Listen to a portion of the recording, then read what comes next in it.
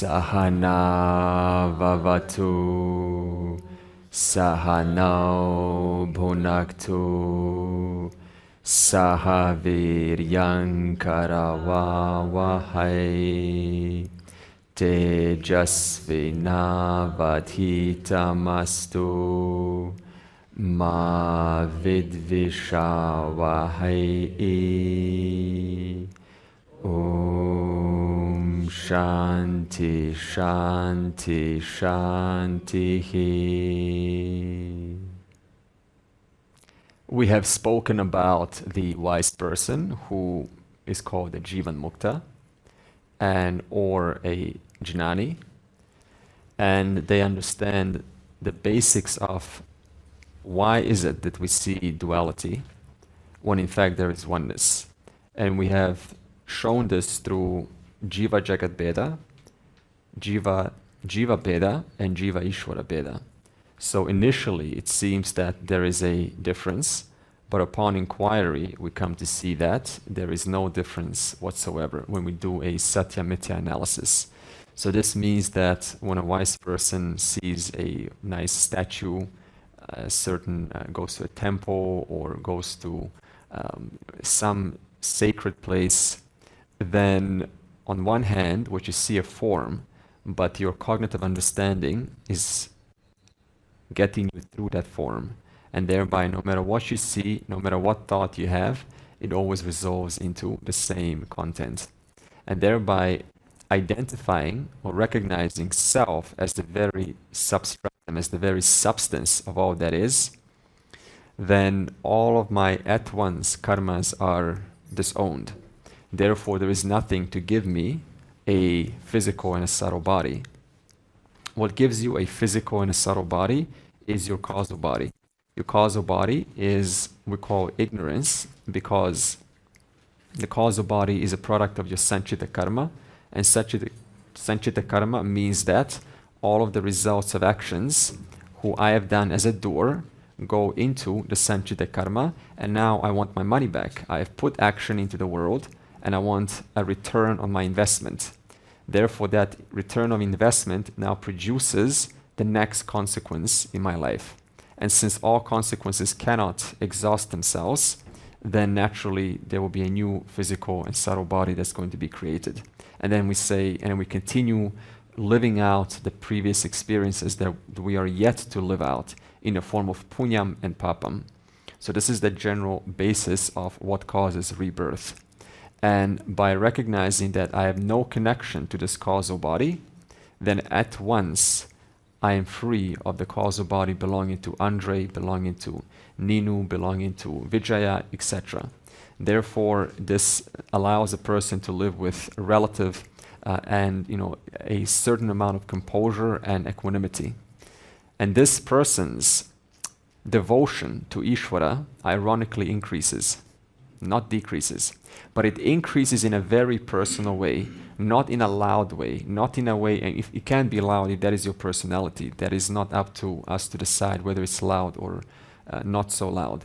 But it's a very kind of a mature devotion, because you see that Ishvara has been guiding you all this time, has been delivering you all of these challenges, and in retrospect, they were not challenges at all. They were just learning opportunities so that you can mature and grow and develop to a point where you can let go of those things that were not serving you in the first place.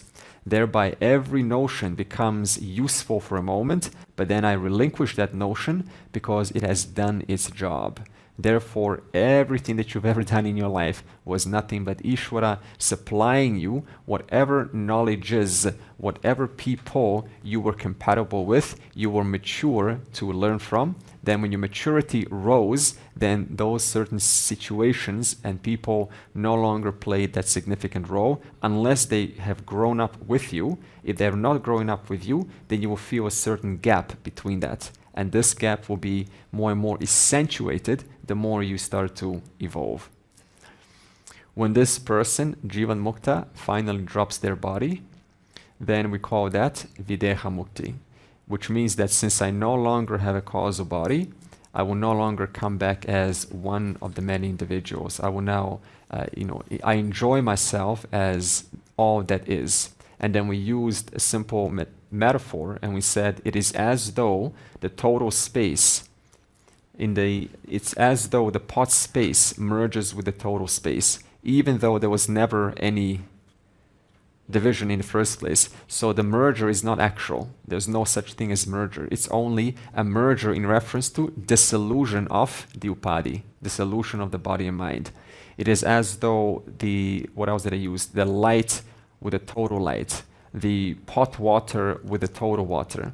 So in that same way, all that happens when the wise person drops their body is I am remains exactly as I am right now, minus what we call in Sanskrit limiting adjunct, the limiter, which is the thoughts, which is the pain of the body, which is the whatever else is holding and pulling down self, which is not pulling down self at all. In fact, we can, if you look at some NDEs, I studied near-death experiences for many years because I was always fascinated into death. And NDE doesn't mean that it's close to death. It means literally there's no heartbeat anymore. And there are many cases where the individual has reported instant and sudden transformation, sudden shift, sudden change. And one moment I'm attached to my wife, to my husband. Next moment, the individual, the subtle body, of course, is in this new place, and they're being told, go back, you need to go back. And suddenly they say, no, because this place, wherever I am, is a lot more real than where I was. So I was giving reality, totally convinced for 80 years that this world is my home, and I'm comfortable, and I love it here. 5 seconds later, this place, I don't want to go back, because this new place is so much more real. So you can see how much we get sort of almost fooled by this amazing power of Maya, to the point where we think this is my home, I love this, everything, I need to run my business, I need to take care of my things. 5 seconds later, you are now more home than previous home. So this is just one example of how it shows us that this place is very, very relative, and yet we take it to be real. So while we take it and we're here, we have to maximize and use it for what it is intended for, which is to recognize your fullness. There's no division between me and the total. So in this sense, the Jivan Mukta has broken through this delusion that there is division and there is differences. There is differences and division at the level of the body and mind and causal body and thoughts and emotions and forms, but there is no division at the level of intelligence. And then we said, since the truth of intelligence is Brahman, Brahman is then, verse 57, revision, is beyond all negation. And then we used and asked the question, how is it that a limited mind can understand or ascertain a limitless reality? Would someone like to remember what we said yesterday? A limited mind ascertains the limitless reality. How is that possible? The use of Brahman. That's a good start, through the means of a pramana. And how does the pramana show us? How does it show to the mind? Lakshya. Excellent. Okay, did we hear? So in other words, if we hear the word sat, we say it is bound to a time, for example, existent container. But we don't mean existence as in some object existence. We mean all total existence that everything else requires to exist. That's why you can say container is, form is, thought is, worry is. The fact that I don't know is. The fact that I know is. Knowledge is. So everything borrows, not that it borrows that, hey, can I call you up and can I borrow, but everything requires the presence of existence to exist.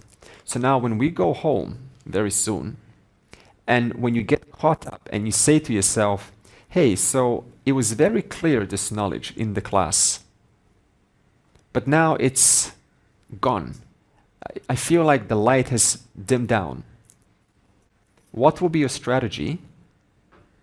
to come back to the recognition that no thought displaces you, what would be your strategy? Because the content of that thought would be awareness itself. And thought will be changing every moment. And there will always be an unchanging presence. So this means that when that thought says it was clear, that's a bubble. It was clear. Is. The fact that it is, the fact that the thought is me, and that is existence, which is you, means existence never went. And that existence I am. Then we said awareness.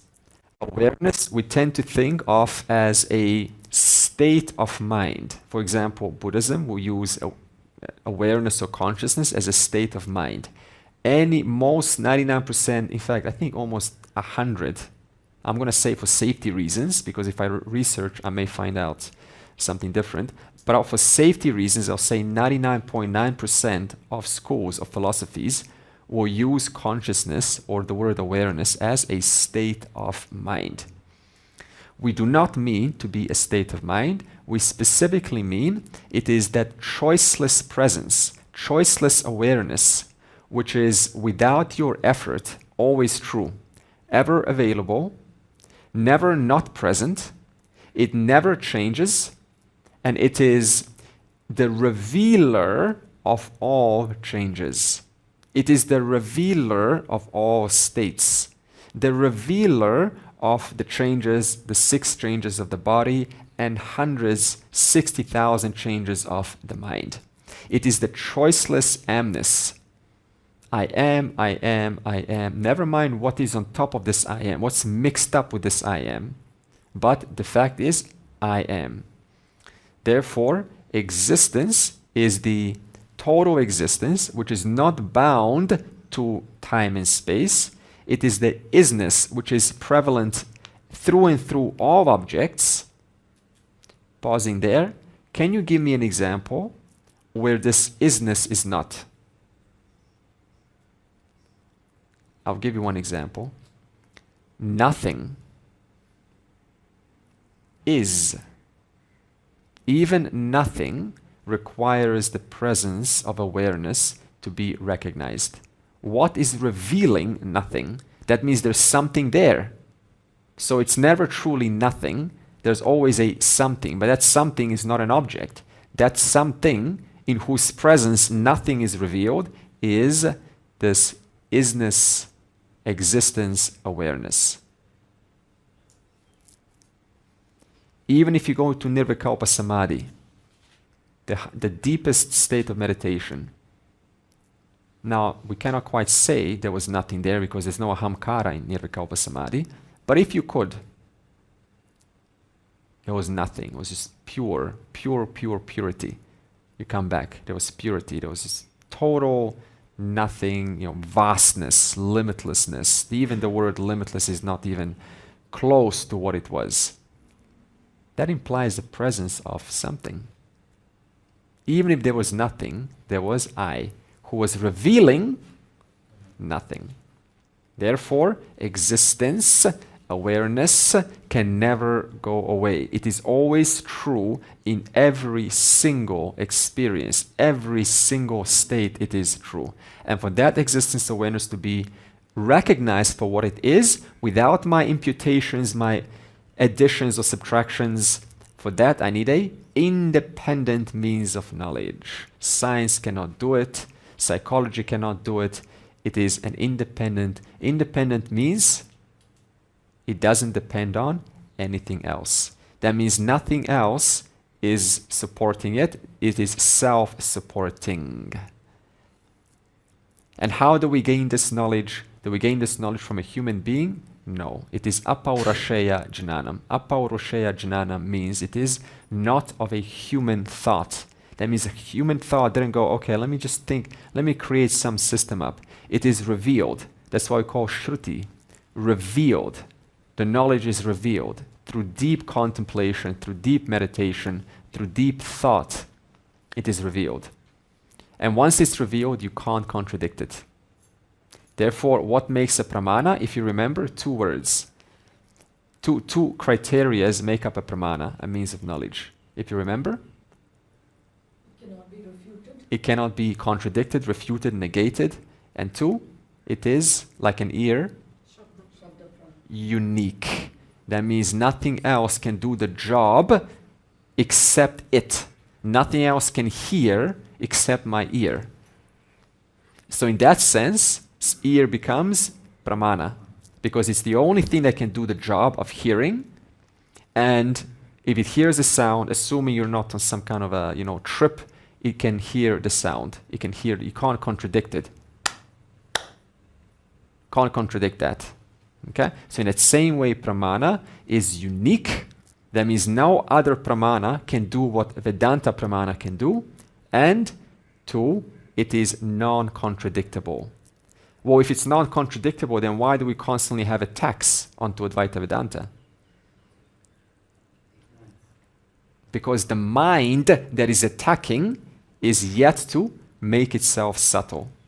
You can attack anything, even if it's not contradictable. You can even attack the most obvious fact. Here's the proof. The world is round. How many communities are still saying the world is flat? It's a huge thing online. It's unbelievable. Today, with all of the technology, 21st century, people are still thinking in 1400s. Why? Because the very thinker is not there yet. The mind is not mature yet. So when Vedanta gets attacked, I don't take it personally. Who's attacking Vedanta? The mind that is as good as flat earth mind. That's how it works. Immature mind, yeah. Now, from your standpoint, you see the error. But when you see dozens of people attacking, there's very little you can do, because there's a certain power and strength in ignorance, mass ignorance. So you just have to do your own part. And that's why Advaita is a sort of a, very kind of a communities here and there. But we don't go out and say, you guys are wrong, wrong, wrong. Because if you tell to an immature mind, I don't mean to disrespect when I say immature, it just means a mind that's not yet subtle. When you tell to an immature mind that you are yet to grow up, that very mind doesn't think so. Just like a child, you tell him, grow up. The child thinks they've grown up. It's the same thing, it carries over into adulthood. Therefore, the only real thing you can do is just talk at the level that people can understand. End of the day, it's just about coming together with a friendship at a friendship basis, something that you can both relate to. Forget about philosophy, talk at that level. And somehow some things will click. They will like you, they will start to ask you questions, because truth always wins end of the day. You don't have to ask them questions because you know they're operating at a certain level of immaturity. So there's no need for you to ask, but they will start to get curious because they will recognize there's something about this person's understanding that's always upping me one level. What is that? So they want to get to know you. Therefore, we don't need to force ourselves to impose this onto other people. And then in infinity or anantam, sat chit anantam, that word means infinite, but we don't mean infinite as in like a little infinite sign or imagination. It just means that nothing is outside of Sat and Chit. There's no second Sat and Chit. It's only one Sat and Chit in whom everything is, and by which everything exists. Okay? Then that's where we stopped, correct? Okay. Now verse 58. All beings depend on Brahman's bliss. Akhanda ananda rupasya tasya ananda lava ashritaha brahma adayaha taratamyena bhavanti anandinaha akhilaha. All of them experience ananda, happiness, in shades of intensity, in different degrees of intensity. Now, who are all of these? Well, it talks about here other lokas. Now, in the Vedas, it's a very unique teaching to the Vedas. Science calls it parallel universes. In the Vedas, perhaps Vedas is, already way before. Science is just trying to catch up, discover parallel universes. Now we can't prove this, but suppose we go by the Vedic words. So they say that there are lokas throughout the universe. So, right, generally 14 lokas. There are bottom 7. We are in the, you could say the 8th, and there are the upper 6. So there's 14 in total.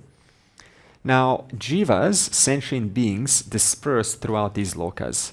Now, never mind the lower. Let's talk about the higher 6. The higher is Brahma Loka or Satya Loka. So this means in Satya Loka or Brahma Loka, the subtle body and the physical body is highly, highly refined. It's much more subtle, much more freer, right? The range of possibilities are, right, removed. So here, you're hungry. You can't do anything about that. That's because that range is set by Ishvara's design.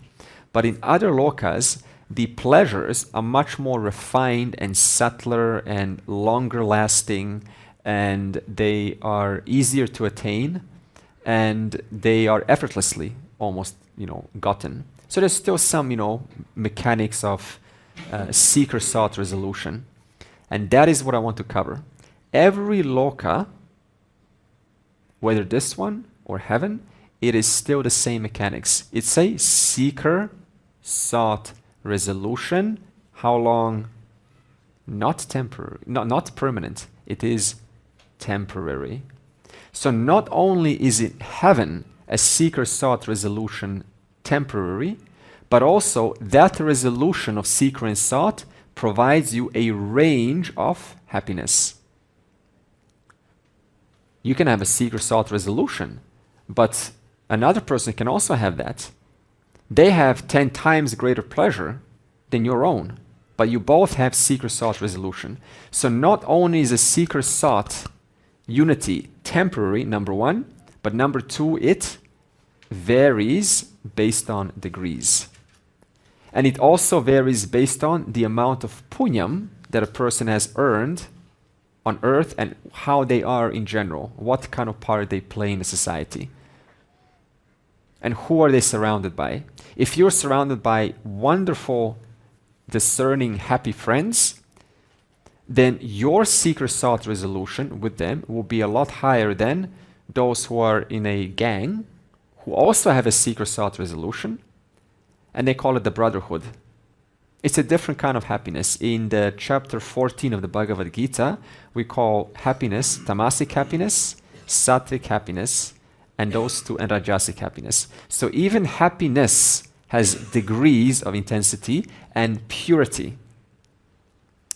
If you recognize the presence of Ishvara in all things, and it makes you happy, that innocent happiness, like, wow, Ishvara all around me, that is sattvic happiness. If you gain happiness from seeing somebody else suffer, that is tamasic. It's still happiness, but it's tamasic happiness. Now, in these lokas, never mind, they're probably not going to do that, because to go to a loka, you have to have a relatively clean mind. Also, the intensity and duration is going to be temporary. Does this sound attractive?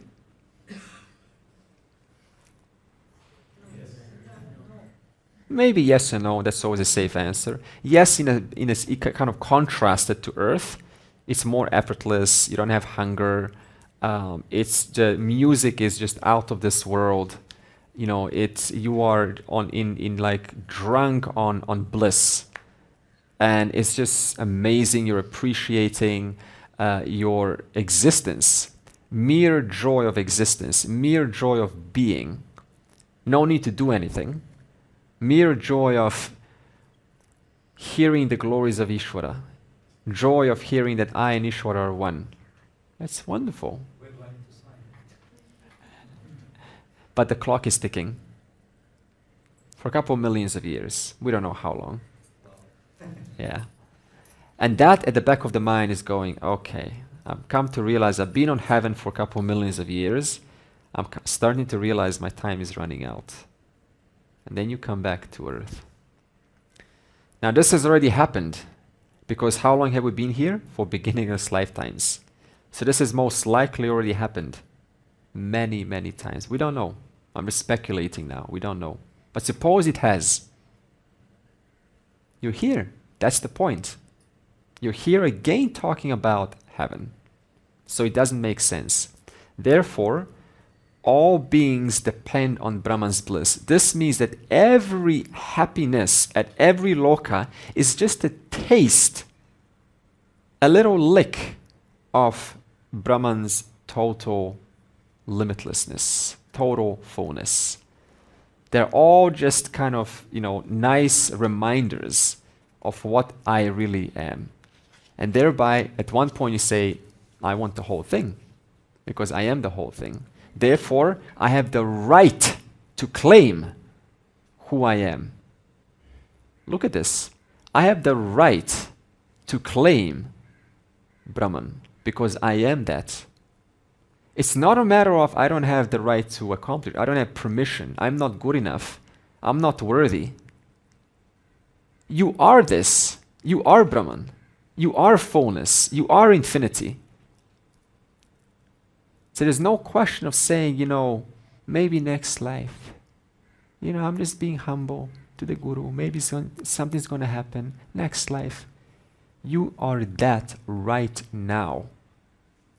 Claim it. Tell the mind, you are my instrument here to work for me, not against me. You are designed for one purpose, as the Bhagavatam says. You are born for one purpose, to recognize my truth and Ishvara's truth is one. You are assertively claiming it. It is my right because I am that. It's not like it's a privilege, like that I have to earn to be a president. That's a different story.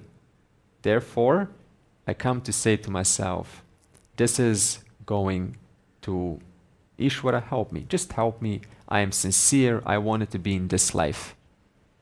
Ishvara listens, opens the door, brings you the teaching, brings you the mind, brings you the Guru, brings you the teaching, brings you the clarity, brings you all things are starting to now resolve.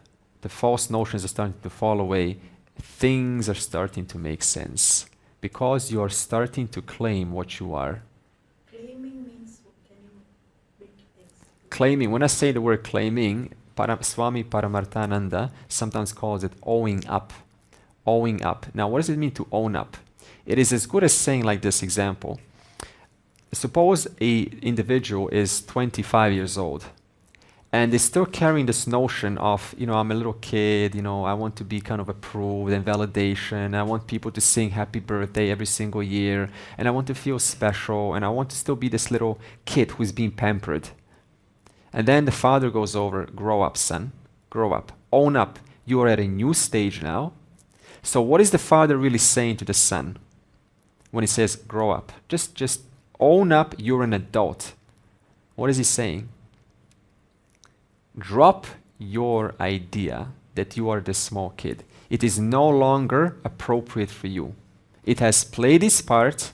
This is your new role.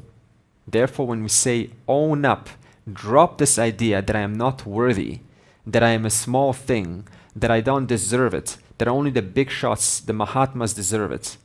I deserve it because I am this very reality that I am. Therefore, you are making that firm stand in who you are. Taking a firm stand in who I am with confidence. It's not a question of arrogance or pride, just by the mere recognition that I am that right now. I have every right to understand myself and not get another body because I'm not this body. I'm much more than this body. Yeah, I have a question. So in these lokas, whatever these lokas are, for example, if we take the highest loka, Brahma loka, so whoever the beings there are, whoever the deities are they really free? Do they know their real nature? Do they have to come to earth and have a human body and realize their true nature? Are they really free at that Brahma loka?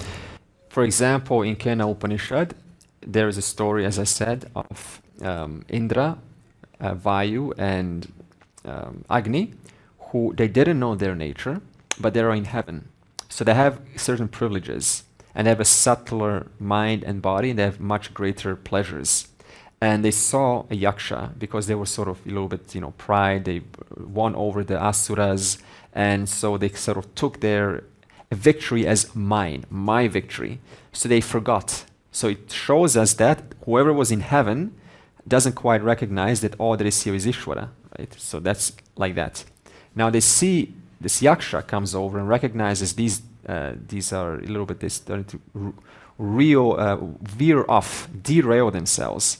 So let me show them this knowledge. So the yaksha, very glorious and wonderful being who knows who he is, comes over, and they're just fascinated because they're a lot more sensitive to the person. We can look at a wise person, we're not even sensitive, But in heaven, because you're so subtle, you can pick things up. This person stands out a lot. So they were attracted by this aura of this yaksha, who is a teacher in potential. And they came over and says, show me this knowledge, but the yaksha disappeared. That means they were not having the right kind of a mindset to receive the teaching. But Indra also, who is the king of devas, also came over, and he says, I'm curious. I really want to know who you are, because you have this amazing thing about you, and we're curious. And I come with friendly relations. I really want to know what is it that you have that I am yet to learn myself. So that's humility. And then yaksha transforms into Uma. Now Uma is the same being, just teacher in potential has transformed into a teacher. So now the Uma tells this Indra, here's who I am, here's who you are, your nature is Brahman. And Indra goes from ignorance to removes ignorance and starts to now understand his nature. And then he shares that to Vayu and Agni, who failed to receive the teaching from the yaksha. So this means that it's a nice example. Even in heaven, right? This is from the Upanishads.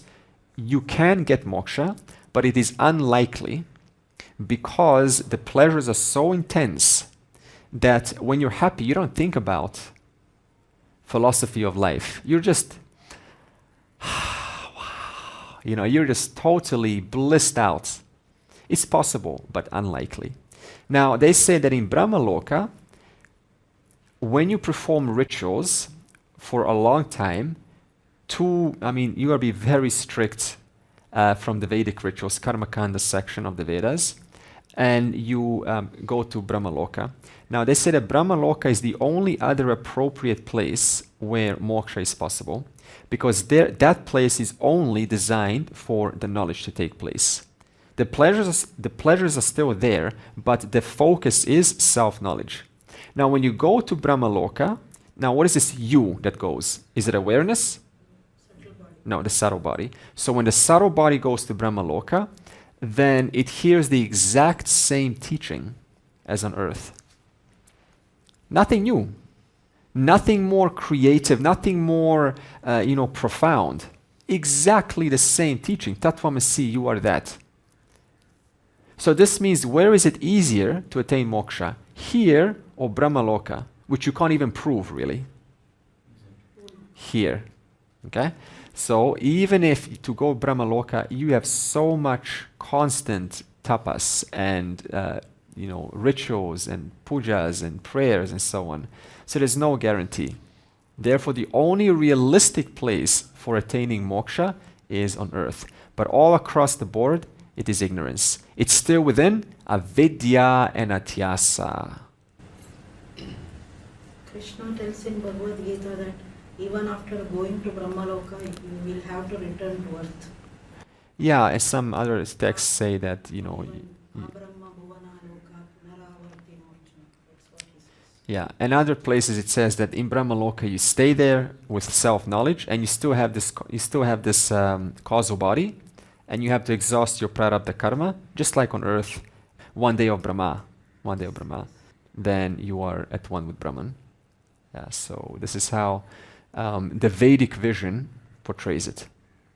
Because ultimately moksha is videha mukti, and you don't get this jiva again and again.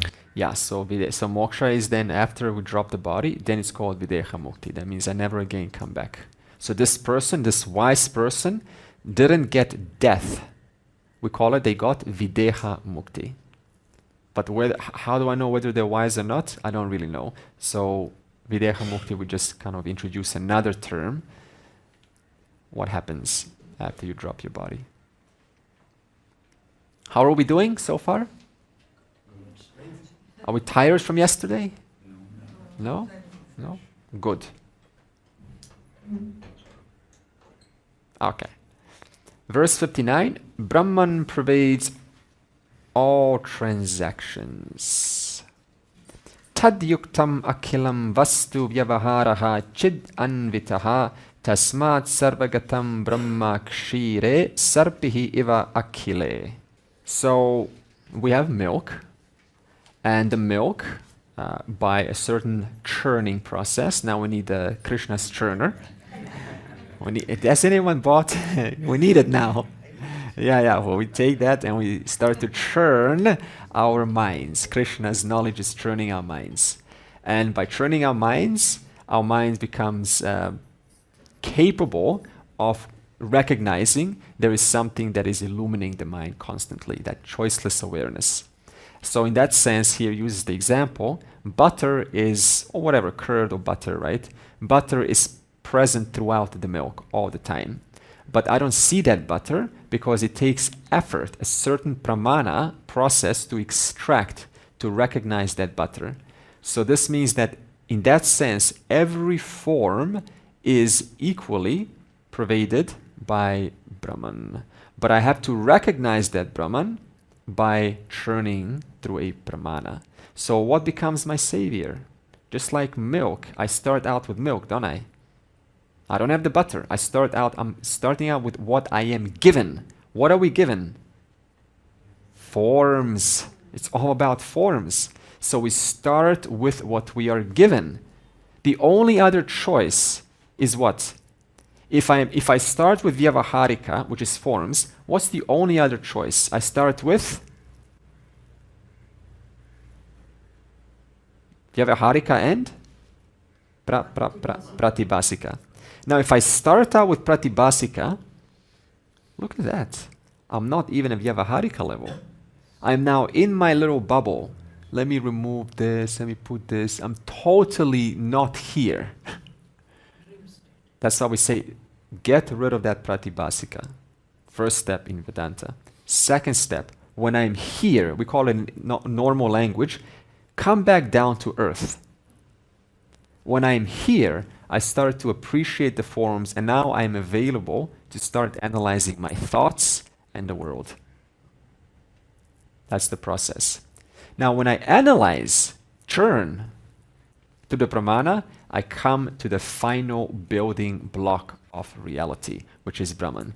And some examples. Take a human being. Human being is different from another human being in terms of slight variations here and there. But what is the content or the substance of every human being? Brahman. How about Pitraloka? This is another loka. Our ancestors have contributed so much to us, haven't they? We haven't even met them. Have you met your grandfather? Yes. How about your great-great-grandfather? Some people, I think, have, if I know maybe one person in my life, one or two. But just 2 generations ago, we don't know. That person, imagine who they were. They could have been an important figure, and how they conceived your grandparents, we don't know. But they contributed to your grandparents and your grandparents' livelihood. And your grandparents were taken care of by your great-great-grandparents to the point where they were able to successfully conceive your mom and dad.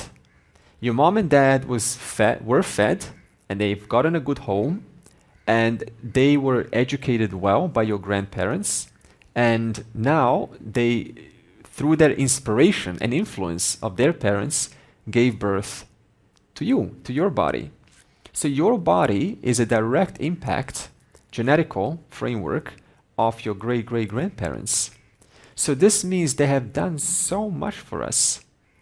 You know, once in a while, when we pray, do we ever pray for our great-great-grandparents who may be stuck in some, because they may be stuck. After death, sometimes they get stuck in these lokas. Oh, help me, where am I? Have you ever prayed and said, may Lord help whoever is stuck, whatever my family lineage is, I bless them with clarity. May they move on because they contributed to me being here. And I owe them back at least a prayer for their safety and their moving forward. Yeah. It is so healing to do that. We have a ritual in India for that. Yeah, I was just thinking now I think Yudhishthir also, Shraddha. Shraddha, yeah. And after Yudhishthir is a story, was, do you remember the story? My teacher told me, doesn't matter, it's not coming now, but Yudhishthir was basically praying to his ancestors that they move forward into higher lokas. This is what I remember. Yeah. So it's healing. There's not a culture where they don't do it. They do it in Africa, they do it in Papua New Guinea, they do it in Latin America, they do it everywhere. So Pitra Loka. So our ancestors contributed to our life so much. Thank you. Okay? Now, what is the substance of your ancestors who you've never met? Brahman. What about insects who we squish when we walk from position A to position B, or those ants on the table? What is their substance? Brahman. What is the substance of Brahmaji? Brahman. Substance of Saraswati, Ganesha, Krishna, Durga, Ganapati, Dakshinamurti, your body, your parents, your siblings, Brahman. There's only Brahman here.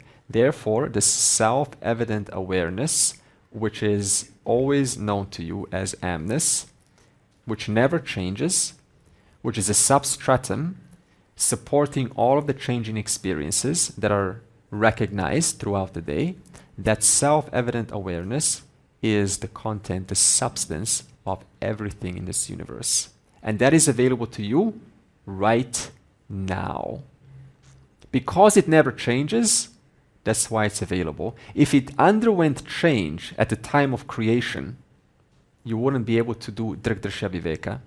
You wouldn't be able to relate to that which is consistent throughout the changes of the mind. Therefore, that's why we can speak about it. If I speak about awareness as something that was once upon a time, that's a belief. But we're speaking about something that never underwent change, otherwise you wouldn't find it right now. And it's here now, recognizing in whose presence all thoughts are recognized, all states of minds are recognized, all conditionalities of the mind are recognized, all pains and struggles and joys are recognized, everything's recognized in its presence. It never underwent any change. That is the substance, the content of all that is here, of everything that you see. Why, do you want to churn? You want to churn something? Churn your mind.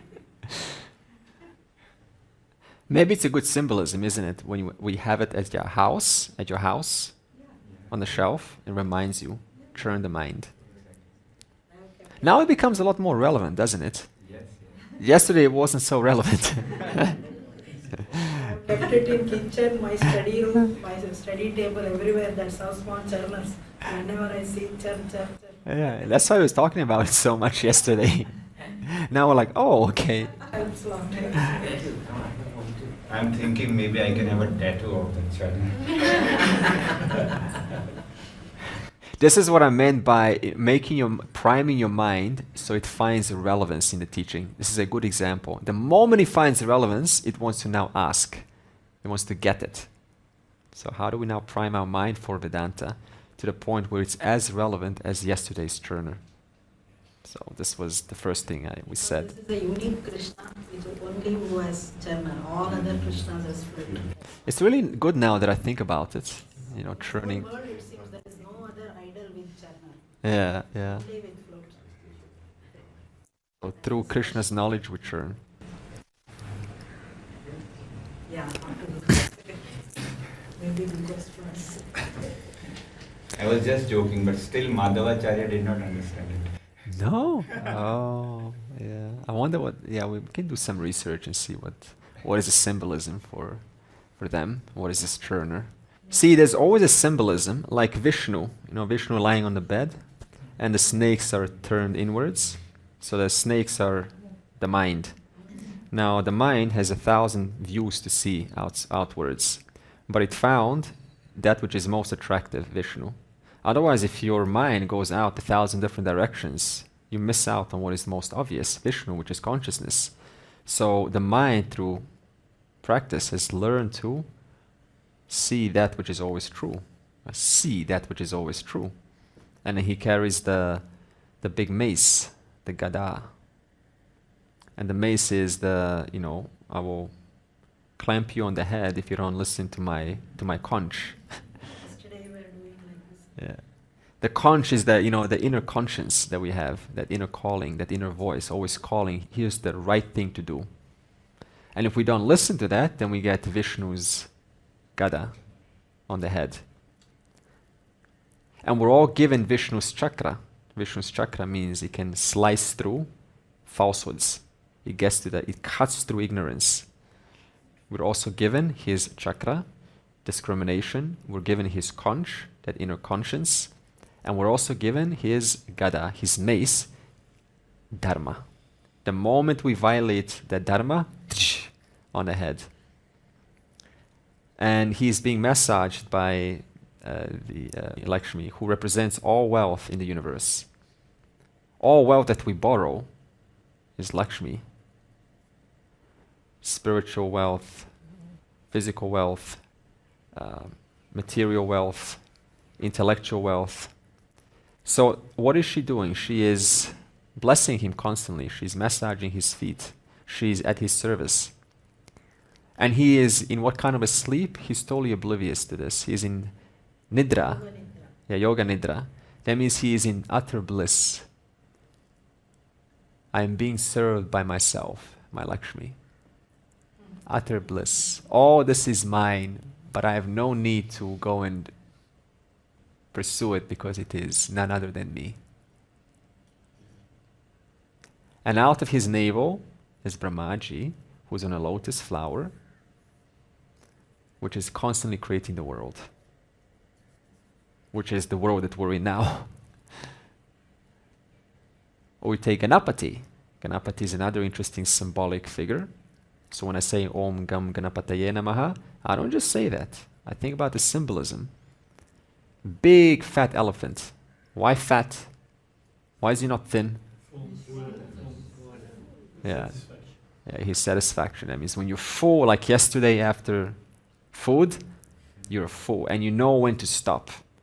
The moment you take more, it becomes now a pain. So he is full of knowledge, he knows who he is. And he's standing, or sometimes there's a rat by his feet. Why? Because the rat is the one that annoys. Small thing, but you notice it. Like little creepy thing. So he's got it under control. It means that the rat is not, desires are not completely gone. They are under my control because I have that discernment. As long as you're alive as a wise person, like Ganesha, desires are still going to be there. They're just not binding. They don't I don't just let the rat, do what it wants. No. You stay down there because my mind is in control. And it's got an axe. An axe is always that discernment. I'm going to cut through. I'm able to cut through what needs to be cut through. I'm able to cut through, and like Bantanat, Mukshya Mamrtaat, like a pumpkin, or whatever you want to say, pumpkin, cucumber, watermelon, when it's ripe, you can easily pluck it off. That weight is able to come off me. So that it requires maturity. And then I take that disgust or that axe and able to cut it off, and it just falls away. That heavy ignorance falls away. And it's got nice hand of sweets, which is laddu, but it is vidya pala, the fruits of this knowledge. That means it is a permanent seeker-sought resolution. So every god, in our culture, like Nataraja, another one. He is, his one leg is, like this, like this, okay? Like this. So this hand is the abhaya, the abhaya. No fear, my dear. No fear. I'm here protecting you. I'm here taking care of you. Now this leg, one leg is on the ground. That means I'm always with you. I'm here at Vyavaharika, doing transactional stuff. But one leg is like this. That means I've also risen above this Vyavaharika. I know this Vyavaharika is not the only thing. Like this, I'm like Vyavaharika. I'm a worldly person. But one leg is grounded. One leg is as though detached, because I understand the reality. And then there's a fire around him, which is a constant cycle of creation. That's circle, constantly. And there's constant fire, which is how it is: destruction, creation, destruction, creation. Nataraja. Around him, constant cycle of creation happens. But the wise person, one leg in the world, one leg, I understand who I am. It's a play. It's a nice, fine play between the two. Otherwise, you're just up there, totally disconnected from the world. So you can see how these wise people are portrayed in the scriptures. A wise person doesn't know how to fly an airplane. So I've got ignorance around that. But it doesn't bother me. Before, let's get a pilot license so I can be bigger. I want to make my ego bigger. So this is another thing. The point is, every symbol, every one of these devas or devatas has a symbolism behind it. And you can look at this symbolism and contemplate in your mind or as a picture. This is brilliant contemplation tools.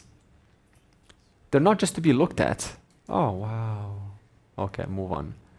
Everything is designed intentionally to be thought about and to relate, because the whole Nataraja, Vishnu, Dakshinamurti, the whole Vedantic teaching is there.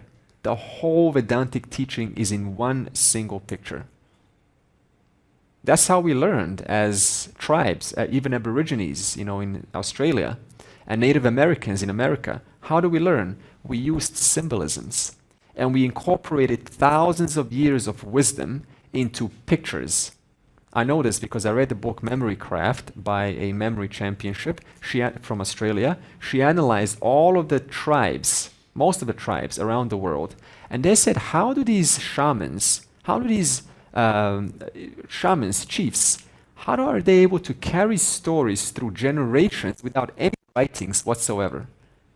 What tools do they use? And the tools they use are symbolisms. And every part on that picture, you have some association to. So when you see the axe, discrimination, it slices and dices through things. The gada, it smacks you on the head, represents that inner program, that consequences, the papam of violating what is to be done. And you look at this picture and it passes on. So they are tools of contemplation rather than these tools of just interesting, because we don't think anything. When we look at this, we don't think anything. Isn't that strange? So much work has been put into one picture, and we look at it and our brain stays inactive. It doesn't sound right. It doesn't sound right. And yet it is full of symbolism. So what we can do is you can look up on AI perhaps and say, give me, according to Advaita Vedanta and Hindu tradition, what are the symbolisms, the top 10 symbolisms of Nataraja or Ganesha in the light of non-duality? Help me to list these out so that I can contemplate on them. Ask AI, it will give you these things. So it's on the right side. That means it's always doing the right thing. That means there's either there's falsehoods, but there's righteousness also. There's what is to be done. So its trunk is on one side. That means I know what is the right thing to be done. And then you got obviously the one task, right? One task, which is non-duality, right? Not two. That means not. It's more like not two. Not two tasks. It's one. And people look at this. They don't. One task. It's broken. Poor elephant. Purnamada Purnamidam Purnat Purnamudachyate Purnasya Purnamadaya Purnam Eva Avashishyate. Om Shanti Shanti Shanti.